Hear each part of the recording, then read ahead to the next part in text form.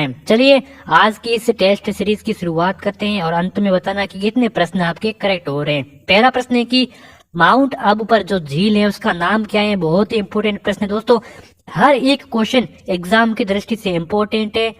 और तो माउंट आबू पर जो झील है उसका नाम क्या है। नवलखा झील है, नक्की झील है, आनासागर झील है, कोलाज झील है। देखिए चारों की चारों झील दी गई है, कौन सी झील है जो माउंट आबू पर जो झील है उसका नाम है। तो यहाँ पे आपका करेक्ट आंसर हो जाएगा नक्की झील। जी हाँ दोस्तों, ये सिरोही में स्थित है, जो बी ऑप्शन आपका इसका करेक्ट आंसर हो जाएगा। अगला सवाल है कि सूर्य मंदिर कहाँ स्थित है। कोणार्क में स्थित है, पुष्कर में स्थित है, गुजरात में स्थित है या फिर अलवर में स्थित है। देखिए चार ऑप्शन दिए गए, जैसे ही मैं प्रश्न को पढ़ूं आपको तुरंत से आंसर अपने माइंड में ले लेना है। अगर आपका आंसर गलत हो रहा है तो कोई बात नहीं, क्योंकि जब मैं आंसर करेक्ट बताऊंगा कि कोणार्क है इसका राइट आंसर, तो आपके जो उत्तर है वो आपके माइंड में सेट हो जाएगा। तो सूर्य मंदिर कहाँ स्थित है, कोणार्क में, पहला ऑप्शन करेक्ट। आगे बढ़ते हैं, बेणेश्वर धाम मंदिर किस जिले में स्थित है। बेणेश्वर धाम मंदिर है किस जिले में, प्रतापगढ़ में, आबू पर्वत में, बाड़मेर में या फिर डूंगरपुर में। तो हालांकि आबू पर्वत कोई जिला नहीं है, लेकिन आबू पर्वत ये कहाँ पर है, सिरोही में, तो यहाँ पे सिरोही मान सकते हो। ठीक है, तो बेणेश्वर धाम में मंदिर है, ये किस जिले में स्थित है, तो ये स्थित है डूंगरपुर में। ठीक है, डी ऑप्शन आपका करेक्ट आंसर हो जाएगा। जिसने भी डी ऑप्शन सोचा है करेक्ट हो जाएगा। आगे बढ़ते हैं, राजस्थान की कुल कितने प्रतिशत जनसंख्या गाँवों में निवास करती है। देखिए ये प्रश्न है 2011 की जनगणना के अनुसार लिए गए हैं। तो राजस्थान की कुल कितने प्रतिशत जनसंख्या जो गांवों में निवास करती है, ठीक है, गांव में निवास करती है। तो 50%, 60%, 75% या फिर 90%। देखिए गांवों में निवास करती है कितने प्रतिशत, 75%। और बाकी जो 25% है वो शहरों में निवास करती है, इसीलिए गाँव में ज्यादा निवास करती है जनसंख्या। सी ऑप्शन का करेक्ट आंसर। किस क्षेत्र में श्रेष्ठता के लिए महाराणा प्रताप पुरस्कार दिया जाता है। वेरी वेरी मोस्ट इंपोर्टेंट प्रश्न है दोस्तों, हर एक क्वेश्चन एग्जाम की दृष्टि से मोस्ट इंपोर्टेंट है, इसको बिल्कुल भी स्किप मत करना आप इससे। ठीक है, तो किस क्षेत्र में श्रेष्ठता के लिए जो महाराणा प्रताप पुरस्कार दिया जाता है, तो सिनेमा में, वन रक्षण संरक्षण में, साहित्य में या फिर खेल में। तो देखिए जो महाराणा प्रताप पुरस्कार दिया जाता है ये खेल क्षेत्र में दिया जाता है। किसमें, याद कर लेना, खेल क्षेत्र में दिया जाता है। डी ऑप्शन आपका करेक्ट हो जाएगा। चलिए, भील निवासी है, कहाँ की निवासी है, तो भील जो जनजाति है ये किस क्षेत्र की निवासी है, तो मध्य भारत की है, उत्तर भारत की है, दक्षिण भारत की है या फिर पूर्व भारत की है। ठीक है, तो देखिए भील निवासी है।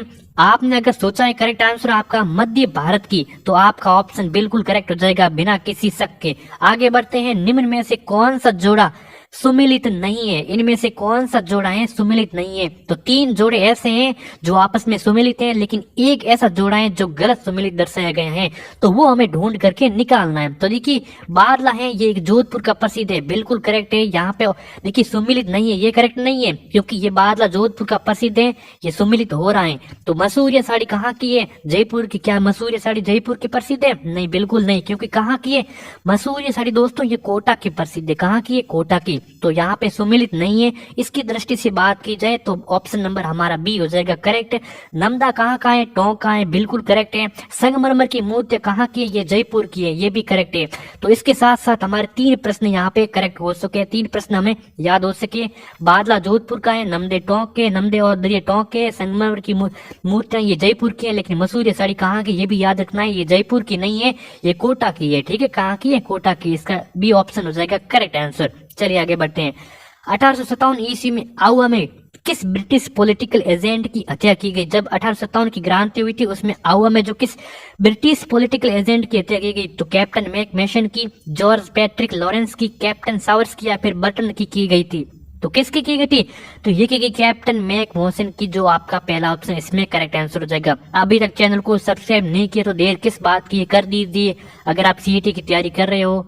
चेतावनी रे चुंगटिया नामक रचना किस क्रांतिकारी द्वारा रची गई थी। देखिए चेतावनी रे चुंगटिया नामक रचना है, इसकी किस क्रांतिकारी द्वारा, इसकी रचना ये क्रांतिकारी द्वारा रची गई थी, लेकिन किसके द्वारा, केसरी सिंह बारठ के द्वारा, जसवंत सिंह के द्वारा, सोई जय सिंह या फिर राणा हमीर। ऑप्शन नंबर आपका पहला हो जाएगा करेक्ट आंसर, केसरी सिंह बारठ के द्वारा रची गई। आगे बढ़ते हैं, राजस्थान का प्रथम राष्ट्रीय उद्यान कौन सा है, बहुत इंपोर्टेंट है, वेरी वेरी मोस्ट इंपोर्टेंट है। प्रथम राष्ट्रीय उद्यान जिसको राष्ट्रीय उद्यान का दर्जा दिए गए हैं, तो वो मरु उद्यान, सरिस्का उद्यान, रणथंभौर या फिर नाहरगढ़ उद्यान। तो कौन सा करेक्ट हो जाएगा, तो यहाँ पे राजस्थान का जो प्रथम राष्ट्रीय उद्यान ये रणथंभौर है। कौन सा रणथंभौर, जो कि कौन से जिले में? ये सवाई माधोपुर जिले में, ठीक है। इसको भी याद रखना, कहाँ पे है? सवाई माधोपुर में। ऐसे प्रश्न दोस्तों सीईटी में जरूर पूछे जाएंगे। राज्य में कौन सा पक्षी विलुप्त की कगार पर है? कौन सा पक्षी है जो विलुप्त है या फिर गोडावण है? तो करेक्ट आंसर यहाँ पे हो जाएगा गोडावण दोस्तों।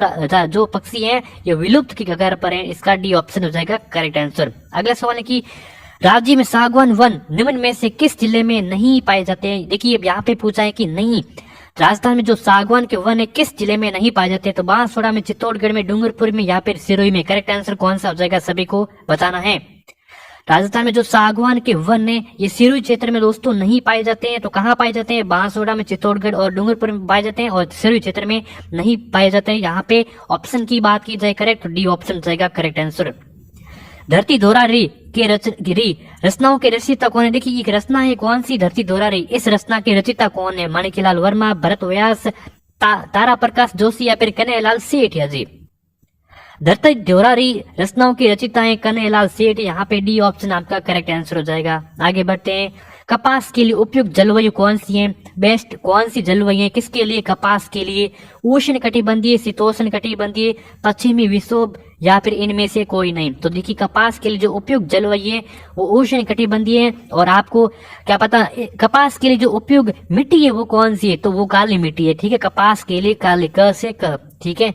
आगे बढ़ते हैं। निम्न में से कौन सा स्थल राजस्थान में 1857 की क्रांति का केंद्र नहीं था? कौन सा स्थल है जो 1857 की क्रांति हुई थी उसका केंद्र नहीं था? तो अजमेर में कौन सा था? नसीराबाद, अजमेर, जयपुर, नीमच या फिर आहुआ? तो कितनी छावनी थी? तो 6 छावनी थी, उनमें से जयपुर छावनी यहाँ पे नहीं था। जो 1857 की क्रांति हुई थी उसमें जयपुर ये केंद्र है, राजस्थान का केंद्र इसमें से नहीं था। बी ऑप्शन आपका हो जाएगा इसमें करेक्ट आंसर। सरगासूली या इसका अन्य नाम है ईसरलाट, ठीक है। ये कहाँ प्रसिद्ध है? जयपुर में, अजमेर में, जोधपुर में, करौली में। सरगासूली, ईसरलाट कहाँ प्रसिद्ध है? तो ये स्थिति आपकी जयपुर में स्थित है, जो पहला ऑप्शन हो जाएगा करेक्ट आंसर। इसका निर्माण किसके द्वारा किया गया? तो ये ईश्वर सिंह के द्वारा किया गया। इसका भी आपको जरूर ध्यान रखना है, ठीक है। सरगासूली का अन्य नाम क्या है? ईसरलाट है। और ये कहाँ प्रसिद्ध है? जयपुर में। और इसका निर्माण ईश्वर सिंह के द्वारा। अगला सवाल है कि उत्तरी भारत का पहला रावण मंदिर कहाँ प्रसिद्ध है? वेरी वेरी मोस्ट इंपोर्टेंट है दोस्तों। उत्तरी भारत का जो पहला रावण मंदिर है ये कहाँ प्रसिद्ध है? तो राजसमंद में, अलवर में, जोधपुर में, जालौर में। 4 ऑप्शन दिए गए हैं, करेक्ट आंसर कौन सा हो जाएगा? उत्तरी भारत का जो पहला रावण मंदिर है ये स्थित है जोधपुर जिले में। कौन से जिले में? जोधपुर जिले में आपका इसमें हो जाएगा सी ऑप्शन आपका करेक्ट आंसर हो जाएगा, ठीक है। आगे बढ़ते हैं, यहाँ तक क्लियर है तो आगे बढ़ते हैं बिना किसी देरी के। और बिना किसी देरी के आपको क्या करना है? चैनल को सब्सक्राइब करना है, ठीक है। चैनल को सब्सक्राइब करना है। मूसी महारानी की छतरी कहाँ प्रसिद्ध है? बहुत ही इंपोर्टेंट प्रश्न है। मूसी महारानी की छतरी धौलपुर में, अलवर में, जोधपुर में, प्रतापगढ़ में। मूसी महारानी की छतरी स्थित है अलवर जिले में। कौन से? अलवर जिले में, जो आपका बी ऑप्शन इसमें हो जाएगा करेक्ट आंसर। चलिए आगे बढ़ते हैं बिना किसी देरी। किन जिलों में मेवाड़ी भाषा नहीं बोली जाती है? देखिए इनमें से 4 जिले दिए गए, इनमें से कौन से जिले हैं जिनमें जो मेवाड़ी भाषा नहीं बोली जाती है? तो उदयपुर में, राजसमंद में, चित्तौड़गढ़ में या फिर सिरोही में।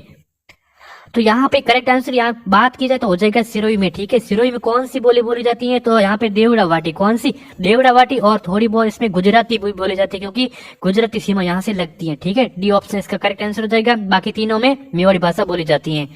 ये हमारा रहेगा कौन सा? अंतिम प्रश्न रहेगा। यहाँ तक आपने देखो अंत में जरूर बताना है कि आपकी क्लास कैसी रही, कितने क्वेश्चन करेक्ट आंसर हुए हैं, ठीक है। मेवाड़ के किस महाराणा ने संगीत पर ग्रंथ लिखा? मेवाड़ के किस महाराणा ने जो संगीत पर ग्रंथ लिखा? महाराणा उदय सिंह ने, महाराणा प्रताप, महाराणा कुंभा या फिर महाराणा अमर सिंह ने। तो 4 ऑप्शन दिए गए, किसने लिखा? तो देखिए जो मेवाड़ के महाराणा कुंभा थे, कुंभा जी ने यहाँ पे संगीत पर ग्रंथ लिखा। महाराणा कुंभा ने संगीत पर ग्रंथ लिखा था। सी ऑप्शन आपका इसमें करेक्ट आंसर हो जाएगा। तो ये महत्वपूर्ण 20 प्रश्नों की टेस्ट सीरीज यहाँ पे मॉडल पेपर कह सकते हो संपन्न हो चुकी है।